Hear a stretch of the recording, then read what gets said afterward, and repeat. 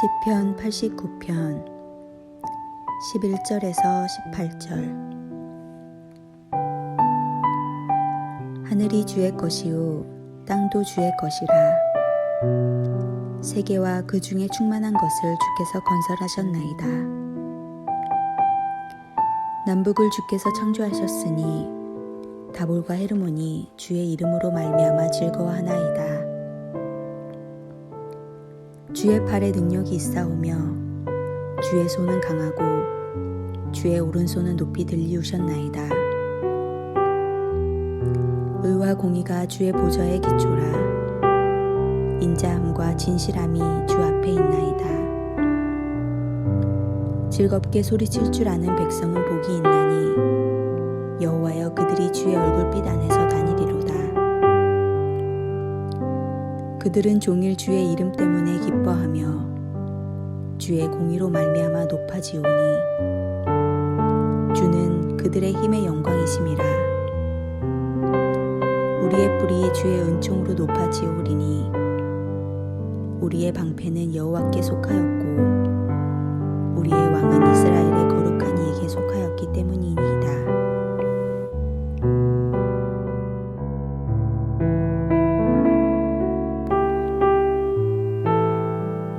오늘 우리가 읽은 시편의 말씀은 온 세상을 다스리시는 하나님의 권능을 노래하고 있습니다.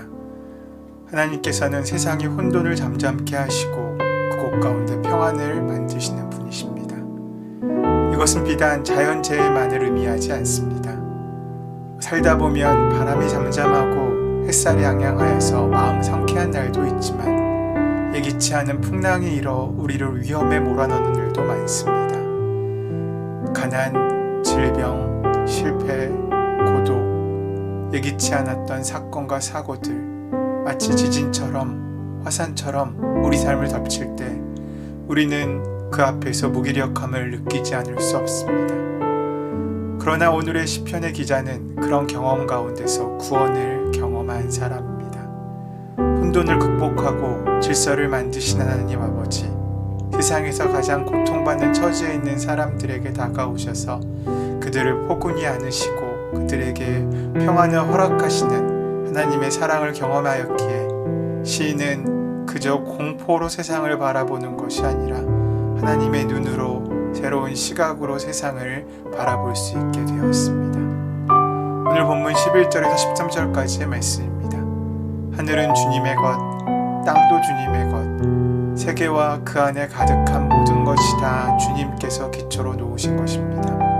자폰산과 야민수산을 주님께서 창조하셨으니 다볼산과 헤르만산이 주님의 이름을 크게 찬양합니다. 주님의 팔에 능력이 있으며 주님의 손에는 힘이 있으며 주님의 오른손은 높이 들렸습니다. 여기서 언급되고 있는 자폰산과 아민수산, 다볼산과 헤르몬산은 근동의 이방인들이 신성하게 여기는 산들입니다.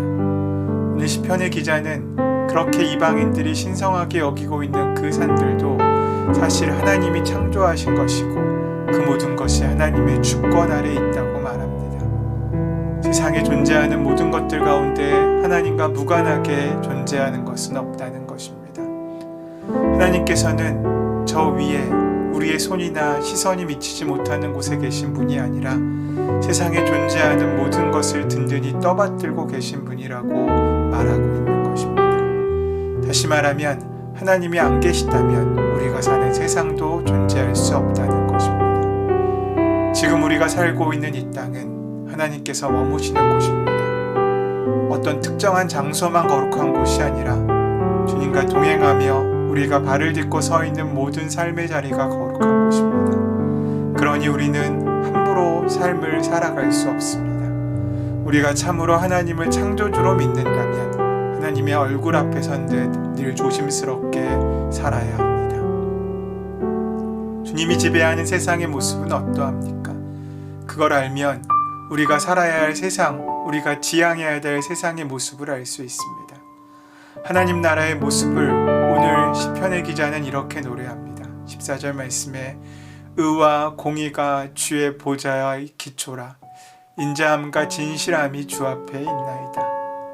여기에 등장하는 의와 공의와 인자와 진실은 히브리 성경을 이해하기 위한 핵심 단어들입니다. 정의는 의로움 혹은 옳음이라고 이해하면 됩니다. 하나님께서 무엇을 옳게 여기시는지 마음을 두고 그 마음을 따라 삶을 사는 것이 정의입니다. 공정은 사적인 이해관계나 편견에 따라 사람을 대하지 않고 하나님의 마음으로 하나님이 창조하신 피조물로서 그를 존중하는 것입니다. 이처럼 하나님께서 지배하시는 세상의 토대가 정의와 공정이라면 그 세계의 지배 원리는 사랑과 진실함입니다. 먼저 인자하심입니다. 시편 기자는 모든 인생살이가 잘 풀리기 때문에 이런 말을 하는 것이 아닙니다. 또는 막연하게 앞으로 잘 될 거라는 막연한 기대 때문에 이런 말을 하는 것도 아닙니다. 그는 자신의 삶을 전혀 새로운 차원에서 경험하고 있습니다. 그것은 하나님이 그의 삶에 은혜로 개입하신다는 경험입니다. 풍랑이 일고 재해가 닥쳐도 하나님이 개입하시고 함께 하심을 믿을 때 우리는 그곳 가운데 절망하여 엎드려 있지 않고 다시 일어날 수 있는 힘과 능력을 얻을 수 있습니다. 다른 말로 하면은 그 모든 문제와 어려움 가운데서도 우리에게 생명과 은혜의 길을 열어주신다는 것입니다. 인자하심으로 베푸시는 것입니다. 이런 경험에 있는 사람의 삶은 거룩해집니다. 생명이 충만해집니다. 이런 경험에 근거하여 시편 기자는 하나님을 인자하시다고 은혜롭다고 표현했습니다. 우리가 하나님을 은혜로 받아들이지 못하는 이유가 무엇입니까? 그것은 하나님의 은혜를 만나지 못했기 때문입니다. 우리의 삶을 우리의 기준으로만 판단하는데 그 이유가 있습니다. 사람들은 자기의 기준으로 행복과 불행을 평가하기 때문에 하나님의 은혜를 인식하지도 경험하지도 못합니다. 하지만 믿음의 눈으로 살면 우리의 모든 삶의 순간순간은 다 기적이고 은혜입니다. 지금 우리에게 걷는 일은 당연한 일입니다.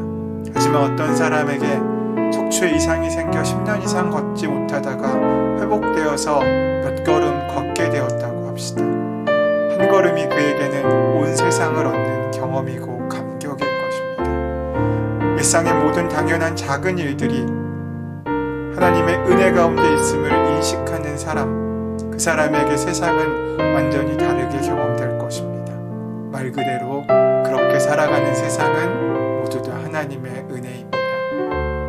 하나님의 형상으로 창조된 피조물이기에 이 사실을 온전히 이해하고 자각한다면 우리는 아무리 불행한 상황에서도 죽음 직전에도 하나님의 은혜를 붙들 수 있습니다. 하나님의 성격 중 인자와 함께 또다시 우리에게 말씀하시는 것은 성실함입니다. 진실함으로 기록되고 있습니다. 첫 번째로 말한 인자하심과 두 번째로 말씀하는 진실하심, 성실하심은 비슷한 의미입니다. 인자하심은 삶을 하나님의 은혜로 받아들인다는 의미라면 진실하심은 그 인자하심이 우리에게 궁극적으로 선하시기에 신뢰할 하다고는 의미를 갖고 있습니다. 그렇다면 그 신뢰의 근거가 무엇이겠습니까? 우리는 삶에서 가장 중요한 것은 다르게 표현해서 우리의 생명을 가장 풍요롭게 느낄 수 있는 것은 우리의 영혼의 자유입니다. 영혼의 해방이라고 할 수 있습니다. 영혼의 안식이라고도 할 수 있습니다. 이것은 곧 하나님과 그 마음이 합한 사람이 누리는 은혜입니다. 그 경험은 우리가 만들어내는 것이 아니라 하나님께서 우리에게 주시는 것입니다. 왜냐하면 하나님께서는 창조주이시기 때문입니다. 오늘 시편의 기자는 하나님을 통해서 그 영혼의 자유를 경험한 사람입니다. 그런 경험을 근거하여 하나님이 인자하시고 진실하시다 외칠 수 있습니다. 우리에게 주어진 삶은 여전히 힘들고 어렵습니다. 하지만 정의와 공의, 사랑과 진실로 세상을 지탱고 계신 하나님의 든든하심이 그 뿌리가 우리의 희망의 근거입니다. 세상에 여전히 비참한 눈물이 있지만 우리가 낙심하지 않는 것도 그 때문입니다. 오늘 시인은 그런 든든함을 맛본 사람들의 기쁨을 이렇게 노래합니다. 15절에 축제의 함성을 외칠 줄 아는 백성은 복이 있습니다. 주님, 그들이 주님의 빛나는 얼굴에서 나오는 은총으로 살아갈 것입니다. 누가 축제의 함성을 외칠 수 있습니까? 하나님의 통치하신다는 그 사실을 마음 깊이 신뢰하는 사람들입니다. 십자가가 우리의 끝이 아님을 인정하는 사람들의 삶을 통해서입니다. 비록 눈물의 골짜기를 지난다고 할지라도 그곳을 은총의 삶으로 넘치는 곳으로 바꾸어 주실 주님의 은혜를 믿는 사람들입니다. 그 믿음이 오늘 우리의 일상의 자리를 특별한 천국의 삶의 자리로 바꾸어 주실 것입니다.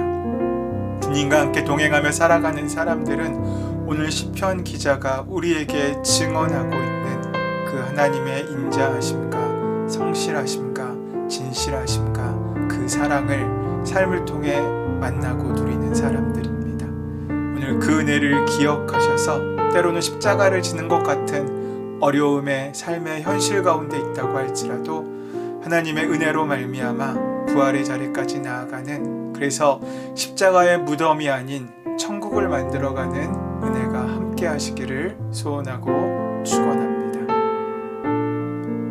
은혜의 주님 감사합니다. 오늘 우리 삶 가운데 함께 하셔서 늘 당연한 사랑으로 함께 하신 주의 사랑이 우리의 발걸음의 근거가 될 줄 믿습니다. 그 주님과 동행함으로 우리가 걷는 모든 삶의 자리가 하늘나라가 되고 하나님의 귀한 천국으로 다스려지길 소원하오니 동행하시고 이끄시고 역사하시고 함께하여 주시옵소서. 예수님의 이름으로 기도드립니다. 아멘. 이제 다 함께 조용한 침묵 가운데 오늘 주신 말씀을 기억하시고 묵상하시면서 마음에 심으시고 기도하심으로 하루의 첫 걸음을 시작하시기를 바랍니다.